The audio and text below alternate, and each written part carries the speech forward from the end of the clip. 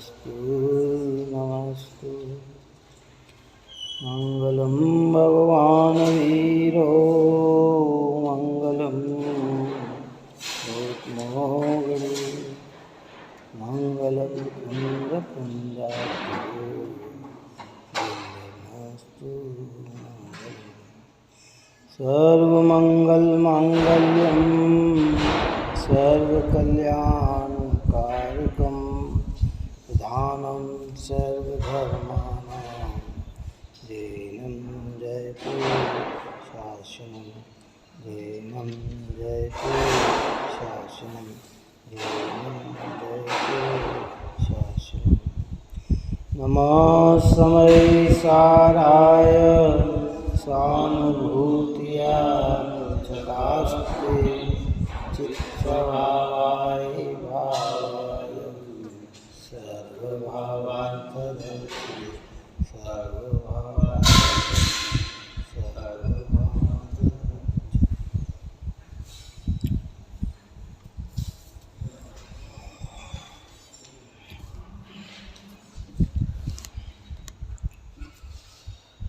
मोक्ष अधिकार की 288 90 तीन गाथाओं में पूर्ण हुई।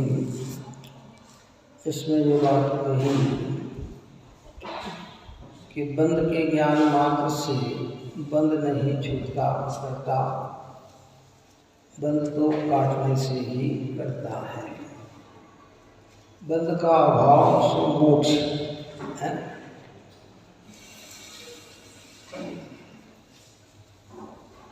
कि मात्र बंद का किस किस तरीके से बंद होता है, ऐसा ज्ञान इस तरीके से बंधन करता है, ऐसी जानकारी ही बंधन को नहीं काटती है। दृष्टांत देकर भी अपन ने बहुत सारी चर्चा की थी। अब यहाँ ये कहते हैं कि बंद के विचार करते रहने से भी बंद नहीं करता। पहले ज्ञान की बात करी, अब विचार की बात करते हैं। 251 नंबर की गाथा, हिंदी की गाथा देखिए। जो बंधनों से बद्ध हो नहीं, बंध चिंता से छूटे, क्यों जीव भी न बंध क्यों चिंता करे से नहीं छूटे। कहते बंधनों से बद्ध हुआ नहीं, बंध चिंता से छूटे। कोई व्यक्ति अगर बेड़ी से रस्सी से जकड़ा हुआ है, बंधा हुआ है, और वह ऐसी चिंता करे कि ये मैं बंध से छूट जाऊं, तो खाली चिंता करने से बंधन से नहीं छूटता है।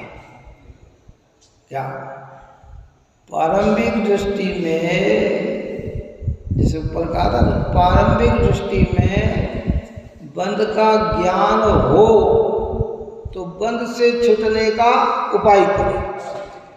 ऐसे प्रारंभिक दृष्टि में बंध का चिंतन करे कि मैं कैसे बंधन से छूटूं, है। लेकिन कोई बंध का चिंतन ही करता रहे और बंधन न काटे तो कहते वो मुक्त होता नहीं है। अरे बात आ रही समझ। जैसे ऊपर में कहा कि कोई व्यक्ति बंधन में मैं पड़ा हूँ ऐसा ज्ञान करे, ये जाने और किन किन कारणों से बंध हुआ है ये भी समझे, लेकिन उन बंध के कारणों को दूर न करे, तो खाली ज्ञान मात्र से बंधन का निरोध नहीं होता।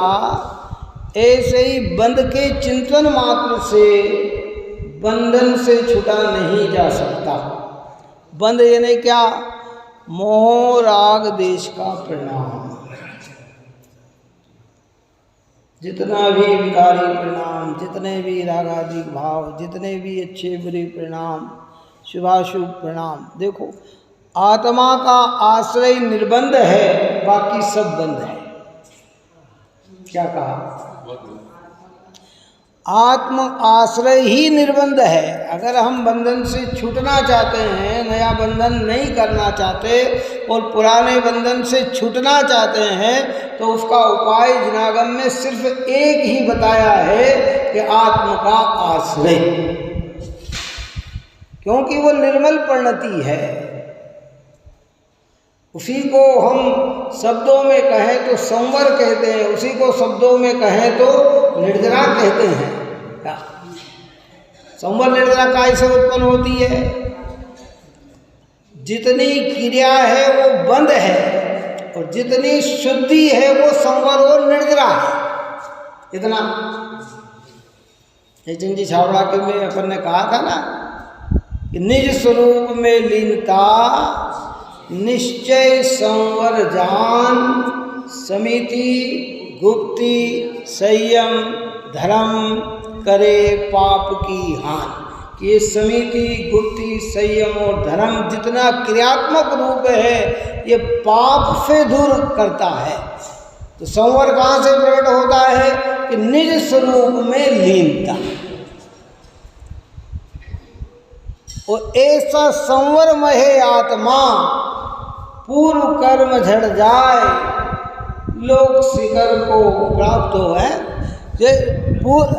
लोक शिखर जब था, तो क्या कहना चाहता है कि ऐसे संवरमय आत्मा होकर ही पूर्व कर्म झड़। पूर्व कर्म झड़ने का नाम ही बंधन काटना।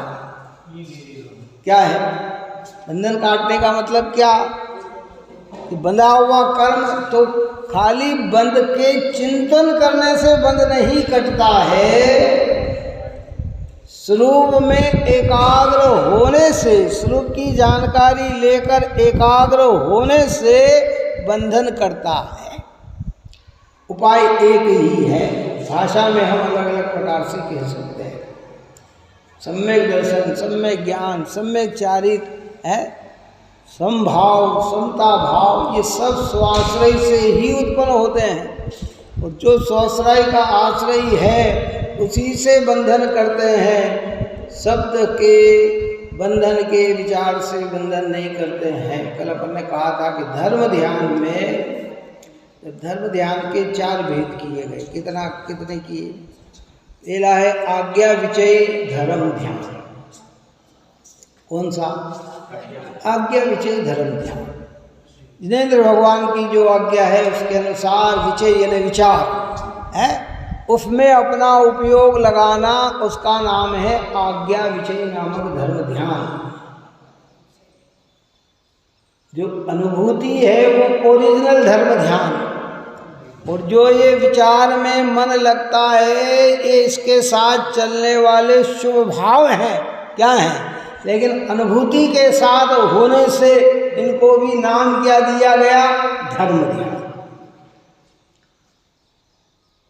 दूसरा है उपाय विचय नाम का धर्म ध्यान। उपाय संसार से छूटने का विचार करना। क्या उपाय है? सम्यक दर्शन ज्ञान चारित्र उसका मार्ग है, कैसे प्राप्त किया जाए, कैसे किया जाए, इनमें ये सारा जो विचार चलता है ये उपाय। परंतु आत्मा का अवलंबन न ले और विचार ही करता रहे तो कहते उससे बंधन नहीं करता। आप और अनादिकाल से कई बार बनकर संतुष्ट काहे में हुए? विचार करके संतुष्ट हो, आश्रय नहीं लिया और आज भी आश्रय नहीं ले रहे। जितना देखो जो शारीरिक क्रिया दिखती है वो तो बहुत स्थूल क्रिया है,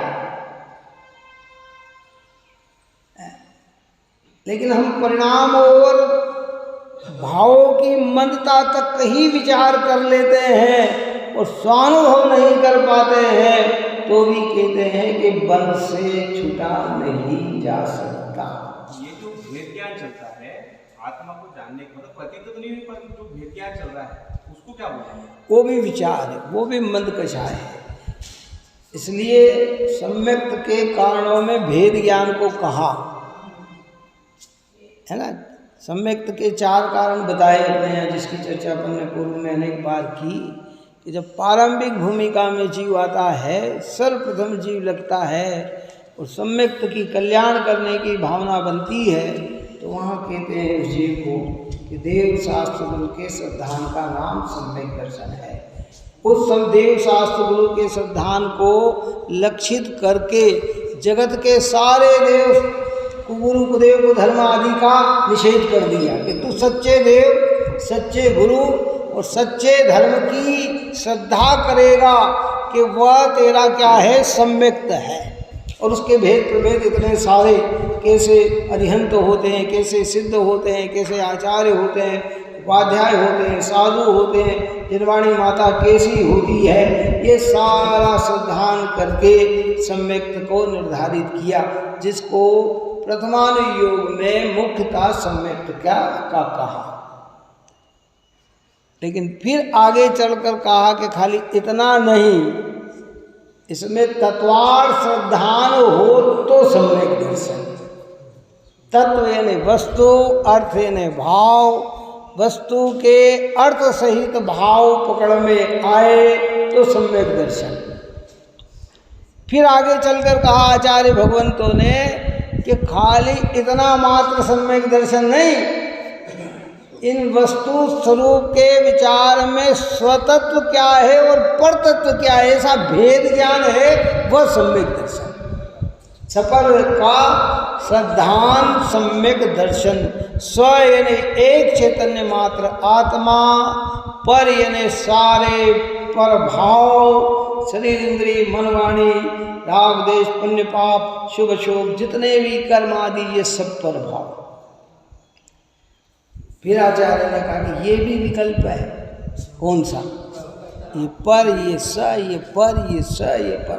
तो फिर अंतिम उपदेश दिया आत्मश्रद्धान सो सम्यक दर्शन, कि जिसकी अनुभूति होते हुए अन्य सारे विकल्प टूट जाए, कोई अन्य चीज रहे नहीं, उस अनुभूति पूर्वक प्रतीति का नाम ही सम्यक दर्शन है।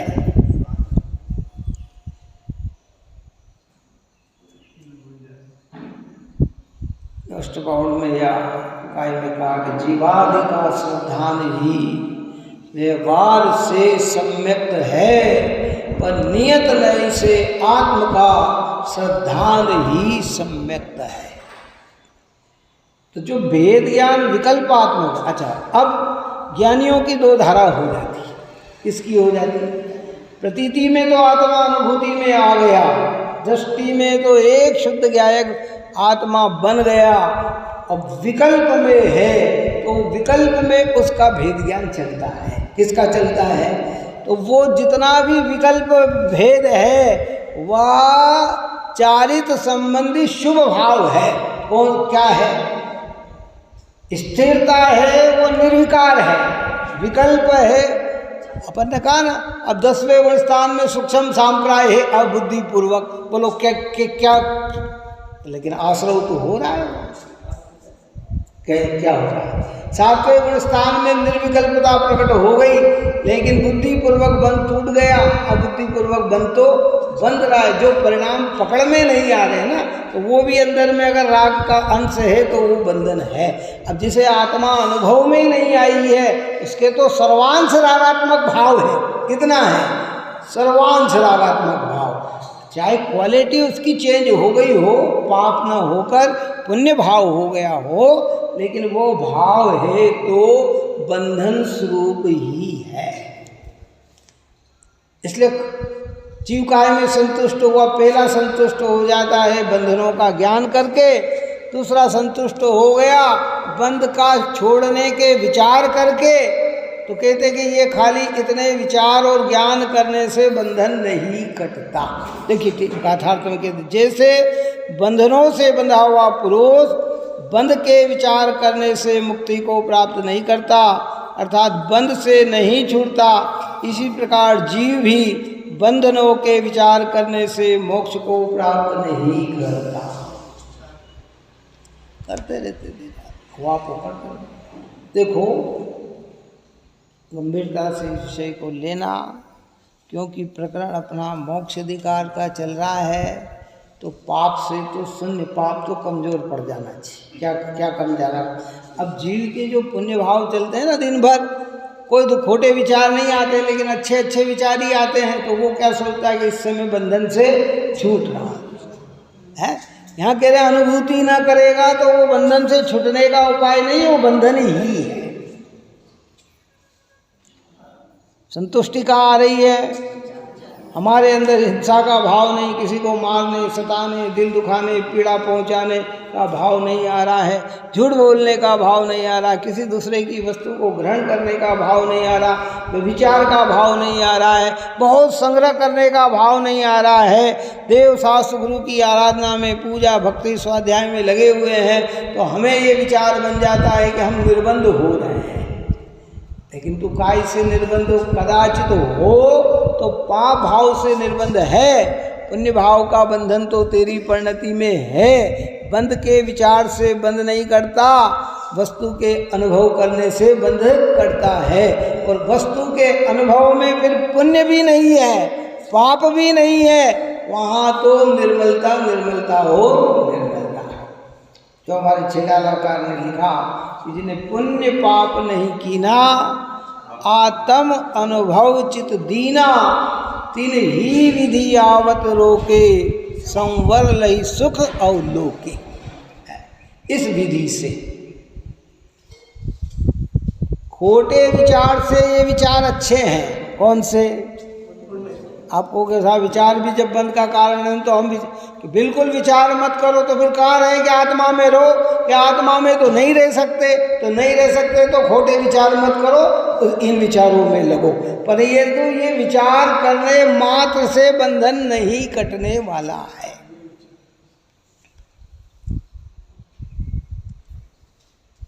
प्रकृति बंध, प्रदेश बंध, स्थिति बंध, अनुभाग बंधन, जिसकी चर्चा ऊपर में की, ऐसे बंधन होता है, ऐसे बंधन से छूटा जाता है। द्रव्यलिंगी मुनिराज को ये भी ज्ञान है कि आत्मा के आश्रय से ही कर्म करते हैं इसको, और उपदेश में भी ऐसा ही बोलता है। कैसा बोलता है कि अगर तुम्हें मुक्ति प्राप्त करना है तो आत्मा का अनुभव करना होगा, आत्मा के अनुभव से ही मुक्ति होगी, दूसरा कोई उपाय नहीं है। ऐसा कहते हुए भी वो स्वयं आत्मा का अनुभव नहीं करता है तो बंधन से छूट पाता नहीं है। ऐसा कोई उल्टा थोड़ी बोलता है। जिन वचन से जो उल्टा बोले वो तो द्रव्यलिंगी भी नहीं है। कौन? जिन वचन से विपरीत क्रिया करे हुए तो द्रव्यलिंगी भी नहीं है। जो स्थूल हमारे यहाँ, लेकिन वो उसमें समझ संतुष्ट हो जाता है। बस अब समझ तो लिया, आप कभी भी मोक्ष प्राप्त कर लेंगे, समझ तो लिया कभी भी मोक्ष प्राप्त कर लेंगे, समझ तो लिया कभी भी मोक्ष प्राप्त कर लेंगे। और आत्म अनुभव करने का प्रयत्न नहीं करते हैं तो कहते भैया बंध का चिंतन करने से, बंध के छोड़ने के भाव से, बंध काटने के भाव से भी बंधन नहीं करता, बंधन तो काटने से करता है। जकड़ा हुआ व्यक्ति बार बार चिंतन करे, हाँ बंधन काय से कटेगा ये रस्सी की, चाकू से रस्सी कटेगी, चाकू से रस्सी कटेगी, कोई तीक्ष चीज से रस्सी कटेगी, तीक्ष चीज से रस्सी कटेगी। ऐसा चिंतन करता करते क्या उसका बंधन कट जाएगा? बंधन तो कब कटेगा कि जब वो तीक्ष चीज का प्रयोग करेगा, है ना। ऐसे कह रहे हैं आत्मानुभूति से मोक्ष मिलेगा, आत्मानुभूति से मोक्ष मिलेगा, आत्मानुभूति से मोक्ष मिलेगा। ऐसा चिंतन करने से भी मोक्ष नहीं आने वाला है। आत्मानुभूति करेगा तो मोक्ष आने वाला। कितनी बड़ी भ्रांति निकाली है, देखो ये है। ज्ञान में सम्यक प्रकार का निर्णय होना तो हमारी कई प्रकार की भूलें निकल जाती। दुनिया ये इसी में लगे पड़े हुए हैं, ऐसे करने से ये पाप का बैलेंस कम करके पुण्य का बैलेंस बढ़ाते हैं। क्यों है? क्या दोनों पर है कि स्व है? एक व्यक्ति लोहे का धंधा करता था, उसके गोडाउन में बहुत लोहा ही लोहा था, बहुत लोहा था, इतना लोहा था। फिर थोड़े दिन बाद किसी ने कहा कि लोहे के धंधे करने की जगह सोने का धंधा करो तुम तो उसने अपने गोडाउन में सोना भरना चालू कर दिया, लोहा हटाना चालू कर दिया, पूरा सोना भरा गया। तो है क्या दोनों? बोल क्या है? बाहर का चेंजेबल है, अंदर में क्या है? पाप में प्रवृत्तियां कर रहे थे जीव, पाप से हटकर पुण्य में प्रवृत्ति चालू हो गई। व्यवहारिक दृष्टि से अच्छा है, ये नहीं कहेंगे कि बुरा है, लेकिन स्वभाव का आश्रय नहीं ले तो भैया बंधन से छूटने वाला नहीं है, बंधन से नहीं छूट पाएगा। और ये भूल आप और हमने पूर्व में अनंतों बार की है। जब ये बात कहते हैं ना कि मुनिवृद्धार, इसका मतलब है ये गलती की है तो अब दोबारा ये गलती नहीं दोहराना। कहने का मतलब ये है कि क्या करना कि थोड़ा ज्ञान भी हो लेकिन हम उसे अनुभूति करें तो ही बंधन से छूट सकते हैं। और अगर अनुभूति न करी, मिथ्यात्व मोला तो अनेक बार हुआ पर मिथ्यात्व का अभाव आज तक नहीं हुआ। मोला मतलब कमजोर तो अनेक बार हो गया मिथ्यात्व हमारा है। गृहित मिथ्यात्व छोड़े, क्योंकि गृहित मिथ्या दृष्टि जी 12वें स्वर्ग से ऊपर जा नहीं सकता। ऊपर के जितने स्वर्गों में जाता है वो अग्रहित मिथ्या दृष्टि जाता, तो ग्रहित तो छोड़ ही दिया। और अग्रहित में भी ऐसा कि जो आप और हमें पकड़ में ना आए। दृढ़लिंगी का मिथ्यात्व क्या पकड़ में आता है क्या? भाषा में वही सत्यता, क्रिया में वही सत्यता, अभिप्राय भी ऐसा ही बोलता है जैसा जिनवाणी कहती है, लेकिन अनुभूति नहीं हो पाने के कारण वह भी बंधन से युक्त ही रह जाता है। अब मोक्ष अधिकार में तो आचार्य भगवंत ये चर्चा हमें समझाते हैं। बात जरूर थोड़ी कठिन लगेगी पर करे क्या, क्योंकि अधिकार कौन सा है? मोक्ष। अब मोक्ष में कोई काल्पनिक बात तो नहीं कर सकते, चाहे जैसे बता के मोक्ष तो नहीं बता सकते कि तुम इतना करो मोक्ष चले जाओगे, ये करो ये है, इतना दान दे दो मोक्ष चले जाओगे कि ये, अरे ये कार्य तो सब बंधन स्वरूप है। मोक्ष स्वरूप कार्य तो आत्मानुभूति है।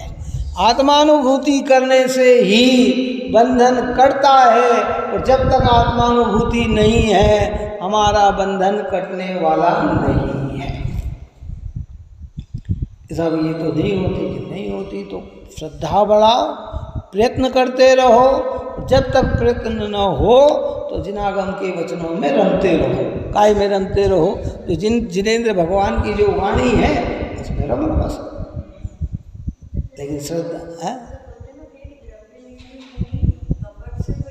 हाँ नहीं करता, बिल्कुल नहीं।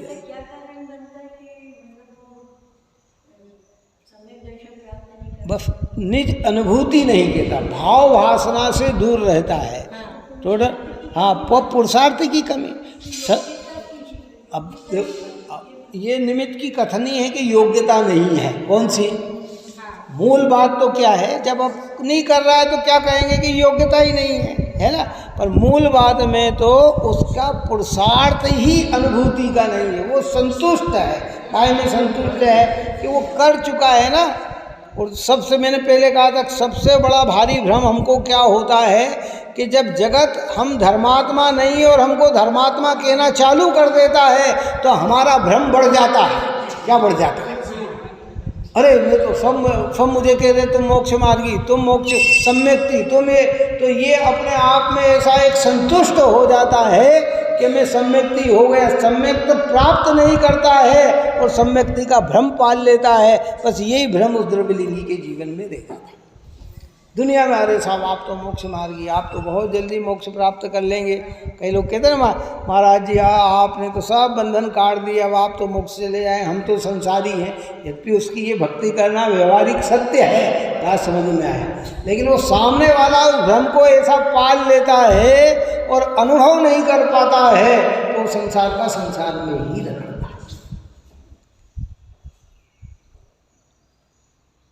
उपाय विचय नामक धर्म ध्यान शुभ भाव जो व्यवहार रूप हैं, बस इसमें लग जाता है चिंतन करना। आप हम भी तो यही है, बैठे कभी ध्यान करने, बैठे भगवान का स्वरूप विचार करते हैं, कभी गुणों का विचार करते हैं, कभी ये विचार करते हैं। बस इस विचारों में हमारा मन लगा रखता। विचार यानी आश्रव, बात आई ना समझ। देवशास्त्र गुरु की युगल जी की पूजा में कहा ना कि दिन रात शुभाशुभ भावों में मेरा व्यापार चला, शुभाशुभ भावों से मेरा व्यापार चला करता। मानस, वाणी और काया, अब ये मन की क्रिया, विचार किसकी क्रिया है? ये मन की क्रिया है ना। तो अच्छे विचार कर रहे हैं तो पुण्य बंद हो रहा है, बुरे विचार करेंगे तो पाप बंद होगा, है? भगवान के सामने आकर सरल परिणामी हो तो खोटे विचार तो आएंगे नहीं, उसके विचार कैसे आएंगे? शुद्ध आएंगे। लेकिन ये विचार, इसलिए ऊपर में भेद ज्ञान की चर्चा करी कि ये जितने भी भाव रागादि के भाव हैं, ये तू नहीं, ये तेरे नहीं, तू इनका करता नहीं और तू इनका भोगता नहीं। इन विचारों को तू क्या है? जानने वाला है। जब जानने पे दृष्टि जाती है, अनुभूति होती है, तो सम्यक हो जाता है और ये विचार ज्ञान में आते हैं और इसमें अपनापन नहीं जुड़ता है। इसी को भेद ज्ञान, वास्तविक भेद ज्ञान कहते हैं। आता है अब क्या करें? मोक्ष अधिकार में वो भूल जो अनंत काल से हम करते चले आए, जिन लोगों को उनकी तो एंट्री ही नहीं है, कि जिनको अभी सच्चे देव शास्त्र गुरु का स्वरूप भी समझ में नहीं आया हो, उनके प्रति विनय नहीं आया हो, भक्ति नहीं आई हो, पूजा नहीं आई हो, उनकी भौमानता नहीं आई है, वे तो सम्यक के अधिकारी नहीं है, प्राप्त करने के अधिकारी ही नहीं है। लेकिन हम आ गए तो क्या है?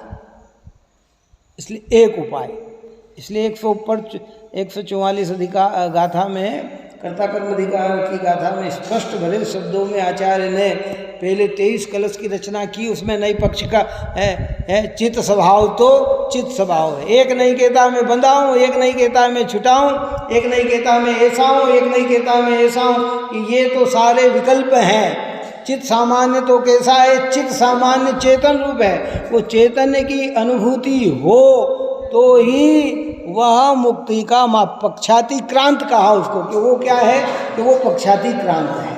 पक्षाति क्रांत यानी आत्मानुभूति, और वो आत्मानुभूति पूर्वक प्रतीति का नाम ही सम्यक सिद्ध किया है। अभी ऊपर में इसमें लिखा था कि जितना अनुभव है वही क्या है? वो आत्मा है। तो प्रारंभ तो यहाँ से होता है ना। अब जीव इतनी प्रारंभता ना करे और विचारों में आ गए। यद्यपि खोटे विचार से, इसको इसलिए विचारों में कहते हैं ना, इनको कहते हैं सुविचार और उनको कहते हैं कुविचार। पाप के विचार खोटे विचार है, भाई वो तो बुद्धिपूर्वक परित्याग करने योग्य ही है। अथवा तत्वा उपयोग ज़्यादा हो तो कि नहीं तो भगवान नमोकार मंत्र का चिंतन करो, नमोकार में मन लगाओ, प्रतीति लगाओ, चलते फिरते तुम्हें अरिहंत सिद्ध आचार्य उपाध्याय साधु नजर आना चाहिए, है? तुम्हारी भावना किसके साथ जुड़ना चाहिए? कि इनके साथ जुड़ना चाहिए, है? कर्म बांधने का कार्य नहीं करना, कर्म छोड़ने का कार्य करना, है? ये सब चर्चा जनागम में है। लेकिन जब वास्तविक मोक्ष की लगन लगी हो कि नहीं, अब मुझे पराधीनता नहीं चाहिए, अब मुझे संसार की भटकन नहीं चाहिए, अब मुझे चार गति के दुख नहीं चाहिए, तो मुझे एक शुद्ध आत्मा का चिंतन करना है ना? एक शुद्ध आत्मा को लक्ष्य में लेना है। चतुर्गति दुख से डरे तो तज सब ये पर भाव, शुद्ध आत्मचिंतन करे यही मोक्ष उपाय। योग सार में आचार्य देव कहते हैं, हे भाई, अगर तू चार गति के दुखों से डरा हुआ हो, तेरे को डर लगने लग गया हो, नरकों के दुख देख देख के तेरे को डर लग रहा हो, तिरंजों के दुख देख देख के डर लग रहा हो, मनुष्य के दुख देख देख के डर लग रहा हो, है? अब देवगति में दुख है, ये जलवाणी कह सकती, दूसरा कोई नहीं कह सकता। आइए, मनुष्य के दुख तो कदाचित हम कह सकते हैं, कौन कह सकते हैं? अरे दुखी है बेचारा। देवगति में तो सबको सुख की कल्पना है ना, काय की कल्पना है? देव यानी क्या? सुख। लेकिन सुख नहीं है, वहां भी दुख है।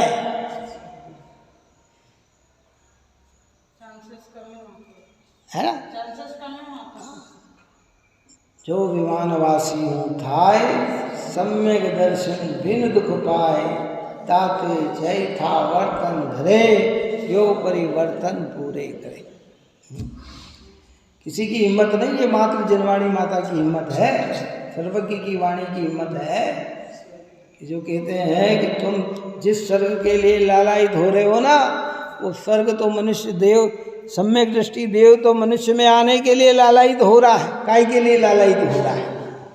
हम स्वर्ग जाने के लिए लालायित हो रहे हैं। हे भगवान, थोड़ी सी अरज जरूर सुन लेना है, अगर मोक्ष ना दो तो स्वर्ग तो दे ही देना है। हाँ, लेकिन यहाँ कहते कि नहीं, कल्पना करो, कोई गति, चारों गति में कहीं भी सुख नहीं है। आज आप और हम जो सुख कर रहे हैं ना, ये सब भ्रम पाल रखा है, भयंकर भ्रम, और इसी भ्रम को यहाँ मिथ्यात्व कहा है। अभी आप और हम जान भी ले के संसार में सुख नहीं, संसार दुख रूप है, दुख रूप है, दुख रूप है, ऐसा कहे भी और भाषे नहीं, तो बंधन काटने का तरीका नहीं आया। ज्ञान तो आ गया, लेकिन बंधन काटने का तरीका नहीं आया। इसलिए हमें इसमें गंभीर होना चाहिए।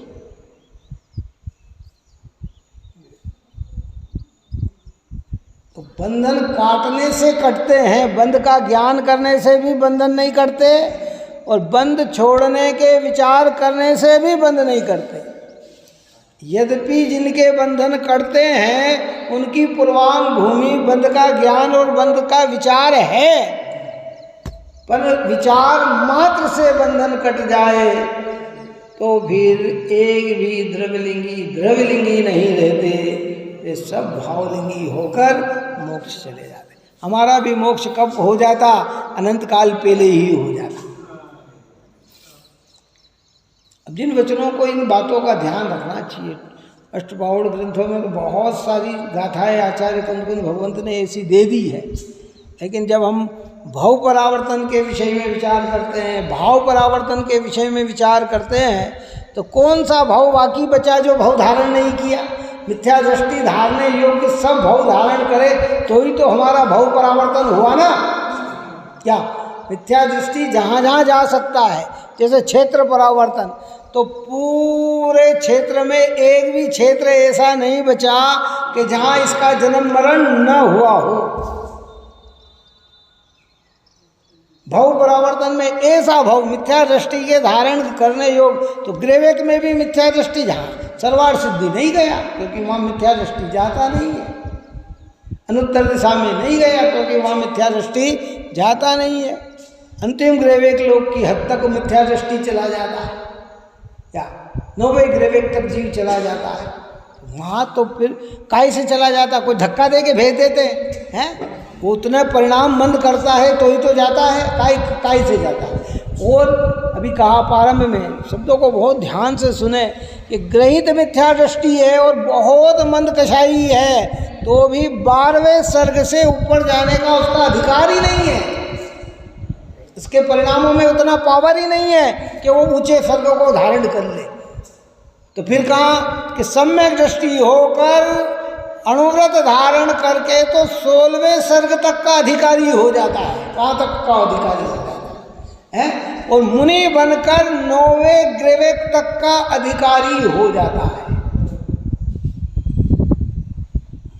और भावलिंगी मुनिराज हो और मोक्ष की प्राप्ति न हो तो सर्वार्थ सिद्धि का अधिकारी हो जाता है।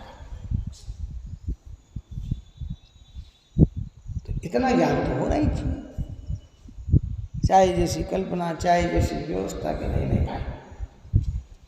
जो जो चीज बुरी लगे, जितनी हमारी शक्ति है उसे काटना चाहिए। हम संपूर्ण कषाय भाव नहीं छोड़ सकते, मिथ्यात्व तो छोड़ सकते हैं, और अभी अग्रहित न छोड़े तो ग्रहित तो छोड़ सकते हैं। हाँ, समझ में आएगा? फिर उससे आगे की ओर बढ़, छूटने से ही कटेगा ना। जान भी लिया और छूटे नहीं तो क्या? जहर का ज्ञान कर लिया कि हाँ ये जहर है, खाने से मरते हैं, फिर भी खा रहे हैं, तो फिर क्या होगा? अभी ये कौन क्या? कल अपन ने दृष्टांत दिया ही था उसका, चिड़ियों को कितना समझा दिया है, लेकिन फिर भी वो तो वही उसकी प्रक्रिया है। ऐसा कहा ये जहर है, इसमें मारण शक्ति है, कोई भी खाएगा मरे बिना नहीं रह सकता है, फिर भी तू खा रहा है, तो भैया तेरे को मरना ही है ना, ज्ञान करा दिया, अब क्या करना कि उसका अंश भी हमारे शरीर में प्रवेश न करे। कितना खाना तो दूर, अंश भी शरीर में प्रवेश न करे। कितना, इतना बड़ा डला अगर जहर का हो तो कि नहीं इतना सा तो ले सकते कि नहीं ले सकते भाई। इसलिए पूरा जोर से काटने से कटता। देखो इससे सिद्धांत निकल के आया कि बंधन काटने से कटता है, जानने और विचारने से नहीं कटता है। अगर हमें मोक्ष जाना है तो मोक्ष का स्वरूप जान लिया और विचार कर लिया तो नहीं, मोक्ष की जो प्रक्रिया है उस प्रक्रिया से गुजरेंगे तो हमें मोक्ष की प्राप्ति होगी। इसलिए सम्यक दर्शन ज्ञान चारित्राणि मोक्ष मार्ग, तो सम्यक दर्शन ज्ञान चारित्र प्राप्त होगा तो मोक्ष मार्ग की शुरुआत होगी। इसलिए हमें बहुत धीरे से प्रयत्न तो करना पड़ेगा। देखो उदय से बार बार जुड़ना नहीं, उदय में बार बार बौद्धिक भाव, मेरा ज्ञायक भाव, मेरा ज्ञायक भाव, मेरा ज्ञायक भाव। शब्दों में ज्ञायक न भी बोल सके तो कोई बात नहीं, पर प्रतीति में क्या बना रहे, ज्ञायक भाव बना रहे। चलते फिरते उड़ते बैठते नहाते धोते खाते पीते आते जाते हर व्यवहार निभाते हुए भी मेरा ज्ञायक मेरा है। बस ये श्रद्धा का शुद्ध ये है। बस बाहर के श्रद्धानी देव शास्त्र गुरु, भीतर का श्रद्धानी शुद्धात्मा। हम कहीं भी चले जाएं, आराध्य हमारे देव कौन, मिले तो भी आराध्य और न मिले तो भी आराध्य। बोलो, समन्वय कर ले तो फिर क्या होगा, हैं? आराध्य। चलते फिरते उड़ते बैठते नहाते धोते खाते पीते आते जाते व्यवहार निभाते हमारे आराध्य देव ये है। कहीं भी रहें, कहीं भी जाएं, कहीं भी करें, नहीं ये निश्चय में कौन है कि अपना एक चैतन्य भाव है। उस चैतन्य भाव को अनुभूत करने का प्रयत्न करना चाहिए। वाणी ने तो ज्ञान करा दिया कि तो उपयोग स्वरूप है, तो ज्ञायक है, तेरे में कुछ भी नहीं है, तू परिपूर्ण है अपने में, ज्ञान से चैतन्य से लबालब भरा हुआ है, उसमें किसी चीज़ को मिलाना नहीं है और जो चीज़ है उसमें से कहीं जाना नहीं है। हम माने तो भी वस्तु स्वरूप ऐसा है, न माने तो भी वस्तु स्वरूप ऐसा है, लेकिन अनुभूति करके प्रमाण हो जाएगा। अनुभूति होते ही मिथ्यात्व का बंधन कट गया। स्थिरता बढ़ते ही और विचार बढ़ जाते हैं तो फिर अविरत के बंधन कटने लग जाते हैं। और स्थिरता बढ़ती है, प्रमाद चला जाता है, और स्थिरता बढ़ती है तो कषाय चली जाती है। बस कषाय चली गई कि अरिहंत दशा प्रकट हो गई। प्रयत्न करने पे हो, इतनी जल्दी भी नहीं समझना कि आज करे। देखो आगम में दृष्टांत समय के साथ आते हैं। आप सोचो कि वो अंतर्मूर्त में भरत जी ने मोक्ष प्राप्त कर लिया तो मैं यहाँ बैठकर अंतर्मूर्त में मोक्ष प्राप्त कर लूँ, तो तेरी योग्यता ही नहीं है, इसकी नहीं है। निहाल जी भाई जी ने एक उपदेश सुनकर सम्यक तो प्राप्त कर लिया, हम सोचे कि एक उपदेश में कथन तो ऐसा ही करेंगे। गुरुदेव श्री ने कहा कि चाहे कोई कितना ही चतुर कारीगर हो, बहुत अच्छा उत्कृष्ट से उत्कृष्ट कारीगर है, और वो चाहे कि मैं एक अंतर मुहूर्त में अच्छा महल निर्माण कर दूं तो उसमें समर्थ नहीं है, लेकिन 8 वर्ष का बालक अगर चाहे कि मैं सम्यक दर्शन की आराधना करूं तो एक अंतर मुहूर्त में कर सकता है। ये उत्कृष्ट दृष्टांत है। अब आप सोचे तो साहब हम अंतर्मूर्त में पहले, अरे भाई भूमिका क्या है तुम्हारी, जैसे हमारी घर की आधारशिला हो, पत्थर हो, ये लगे हुए हैं और इसके ऊपर अभी बरसात के दिन हम लेके आए, क्या लेके आए, चप्पल पहन के आए, पाँव लगा दिए, वो कीचड़ हो गया, एक पानी की बाल्टी डाली वो साफ हो गई, क्या हो गई। एक तो योग्यता ऐसी होती है और एक माँ तेल धुला हुआ है, बहुत दिन से धूल जमी हुई हो, बहुत कांजी पड़ी हुई हो, और तुम खाली एक पानी की बाल्टी डालो तो तुम्हारी ताकत नहीं है कि वो साफ हो जाए। उसके लिए कितना प्रयत्न करना पड़ेगा, इसके लिए पूरी ताकत लगानी पड़ेगी उसके लिए, है?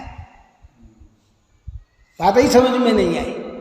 कोई जीव आया पूर्व के बहुत संस्कार लेके आके पड़ा हुआ है, बहुत सारी है कर्म की, बहुत सारी ऐसी प्रक्रिया है, और उसे एक उपदेश सुनने को मिले और अंतर्मुख दृष्टि हो जाए तो उसका मिथ्यात्व क्या हो जाता है, क्षण मात्र में गल जाता है। और आप और हमारे कितने बंधन पड़े वो सर्वज्ञ के ज्ञान में है, आप और हमारे तो ज्ञान में ही नहीं है। हम तो व्यवहार से कह सकते हैं बस के यहाँ बंधन से कितना और किस स्थिति को लेके पड़ा है, कितना गाढ़ा पड़ा है, वो निधत्ती है कि निकाचित है कि सामान्य है। अब कौन ज्ञान में सर्वज्ञ देव हो तो भी पूछ लें कि प्रभु हमारा बंधन कैसा है? ऐसा ऐसा पड़ा है। तो उसके लिए तो हमें जबरदस्त पुरुषार्थ करना पड़ेगा। बाहर की कई प्रलोभनता, बाहर की कई प्रक्रिया, उनसे अपने उपयोग को खींचना पड़ेगा,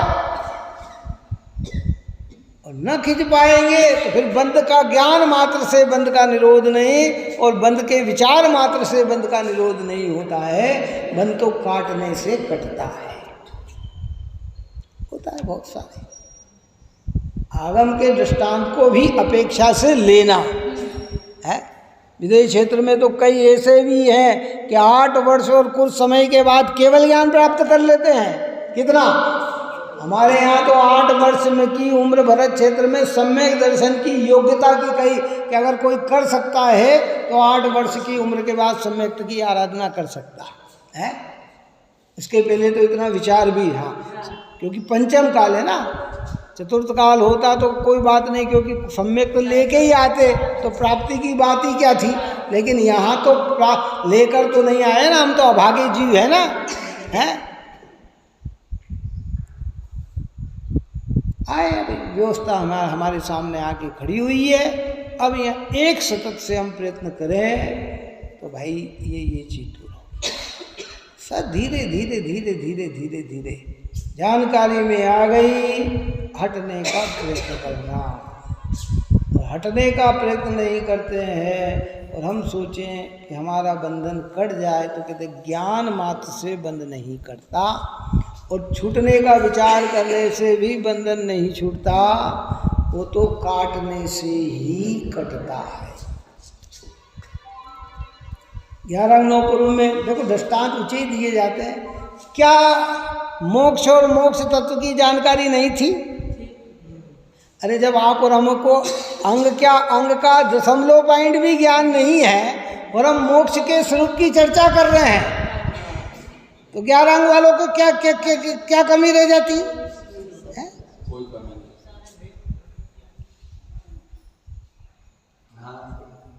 कहाँ है?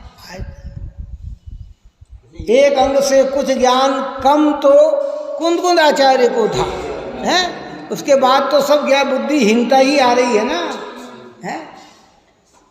आज बहुत ज्ञान भी हो तो बहुत छोटा है भाई, क्या कहें ज्ञान की कोई, है? इसलिए जिनवाणी एक हमें लक्ष्य देती है कि अनुभव करो, अनुभव करो, अनुभव करो, अनुभव करो। चैतन्य का अनुभव करो, संयोगादिक से भिन्न है, शरीर इंद्रिय मन वाणी से भिन्न है, रागादिक भाव से भी भिन्न है, कर्म से भी भिन्न है। कैसा है कि एक ज्ञायकमय आत्मा है। एक ज्ञायकमय आत्मा की लगन लगाना तो पुण्य है, और ज्ञायकमय आत्मा का अनुभव करना संवर है। बस ये मुक्ति का मार्ग है। सम्यक निर्णय हमारे ज्ञान में होना चाहिए भाई, कहीं भी किसी भी। और कदाचित कोई व्यवहार से कह देता है ना कि भाई ये मुक्ति का मार्ग है, तो वो व्यवहार की बात को व्यवहार तरीके से समझ लेना। देव शास्त्र गुरु के सिद्धांत को सम्यक दर्शन का तो समझ लिया, उसमें कोई बुराई थोड़ी है, हैं? भाई प्रारंभिक भूमिका तो ऐसी ही बोली जाएगी, भाषा की प्रक्रिया तो इतनी होगी नहीं। देखो भाषा होती स्थूल से फिर सूक्ष्म की ओर आती है। पहले भाषा में क्या सामान्य जो पूछे कि भाई संसार अरे भाई संसार में सुख कहाँ के, देखो भाई संसार में जो राजा महाराजा है ना वो सुखी है, क्या कहा जाएगा, स्वर्ग के देवता है ना वो सुखी है, पहले तो यही कहा जाए। उस पर क्या सिद्ध करते हैं कि जो नरकवासी है, तिरंजवासी है, दुखी है। और अब आगे चलकर फिर विचार की धारा बनती है कि जहाँ जन्म मरण हो वहाँ सुखी काय का, जहाँ राग देश हो वहाँ सुखी काय का है। बात समझ में आए? तो जन्म मरण किसका, भले देर से स्वर्गों का जन्म मरण होता हो, वो निगोदिया एकेंद्री विकलेंद्री की तरह बार बार जन्म मरण नहीं करते, वो हजारों लाखों करोड़ों वर्षों में, अरबों वर्षों में एक बार मरण और जन्म होता है, लेकिन होता तो है ना कि सुखी कौन, पूर्ण सुखी कौन, के अरिहंत भगवान ही सुखी है, क्योंकि न उनके जन्म है, न जरा है, न मृत्यु है। तो इस प्रकार की सारी प्रक्रिया को समझाते हैं कि बंदों का विचार करने से मोक्ष प्राप्त नहीं करते। अब टीका और भावार्थ की चर्चा अपन कल करेंगे। शांतता से, गंभीरता से इस विषय में विचार करना, बहुत गंभीर होकर एक बार निर्णय हमारा पक्का होना चाहिए। देखो पूर्ण स्थिरता आ जाए, स्थिरता की वृद्धि हो जाए, इतना पावर अभी आप और हमारी पर्याय में नहीं है, लेकिन स्थिरता आए, शुरुआत हो, ऐसी योग्यता हर संगी पंचेंद्रीय जीव में है। इतनी योग्यता है। एक तो पुराने लोग कहते हैं ना, अंतिम दृष्टांत देके, अरे साहब 4-4 माणी कंधे पे लेकर दौड़ लगा लेते थे। कितना? वो महाराणा प्रताप जी, महाराणा प्रताप का वहाँ उदयपुर के अंदर वहाँ स्टेचू बनाया है ना, उसके वहाँ भाला 16 किलो या 20 किलो का तो हाथ में भाला, और जो कवर जो उनने पहन रखा है, बताया कि 150-200 किलो का वजन का क्या था, और उसमें वो लड़ते थे। इतना वजन शरीर पे रखकर तलवार चलाकर दुश्मनों को परास्त करते थे। इतना आज 50 किलो का, अभी 10-15 किलो का ही अगर कपड़े हो जाए तो घबरा जाए हम, क्या क्या क्या हो जाए बताओ। ये ताकत हमारी सहन करने की है। 125 किलो का भाला, बोलो अब किसको कहते हैं? हमारे तोपने में भी 4 आदमी चाहिए, कितने? तो जाके वो तुके, और वो एक हाथ में तोप कर दौड़ते थे और ये करते थे। तो शक्ति प्रमाण, इसलिए आपको साहब पंचा क्या करें, ये अवसर्पणी काल है, इसमें सब घटता हुआ है, इसमें बढ़ती हुई कोई चीज़ नहीं है, सब हास्य हो रहा है। पर अभी भी इतना पुरुषार्थ अंतिम तक देखा है। कहाँ तक देखा है? पंचम काल के अंत तक भी यहाँ सम्यक दर्शन की उपलब्धि हो सकती है। और कोई उग्र पुरुषार्थी हो तो व्रत भी धारण कर सकता है और मुनि भी बन सकता है, क्योंकि मुनि की भी व्यवस्था पंचम काल के अंत तक लिखी है? तो पहला प्रयत्न हमारा पुरुषार्थ करके इस मिथ्यात्व को जड़ मूल से हटाना है, और विचार करते ही नहीं रहना, है ना। 2 व्यक्ति का झगड़ा हो रहा है और वो सोच रहा है मैं इसे एक मारूं, ये सोचते ही रह जाए और सामने वाला इसको एक टिका दे। इतना बात ही समझ में। हम बंद का विचार ही करते रहे और आयु पूर्ण हो जाए तो है, छूटने का विचार ही करते रहे और चले जाएं तो भाई क्यों नहीं। इसलिए इसको प्रयत्न करना कि नहीं, हमें आराधना करनी है। इस प्रकार की चर्चाएं की है। आप और हम सभी जीव निरंतर भेद ज्ञान को प्राप्त होते हुए इस पवित्र देव शास्त्र गुरु की आराधना में लगे रहें, यही मंगल भावना है। सहजानंदे शुद्ध स्वरूपी अविनाशी आत्मस्वरूप, सहजानंदे शुद्ध स्वरूपी अविनाशी आत्मस्वरूप, सहजानंदे शुद्ध स्वरूपी अविनाशी आत्मस्वरूप, नित्य निधि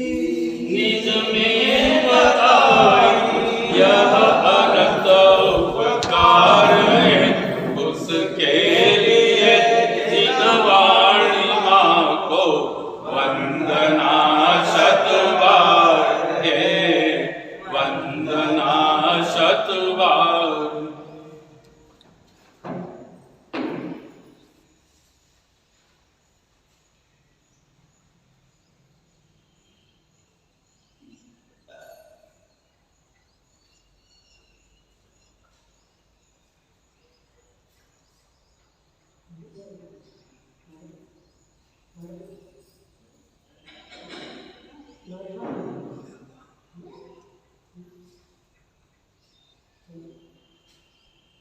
जावाणी के ज्ञान से सूझे लोकालो, सोवाणी मस्तक नमो सदा रे नमो।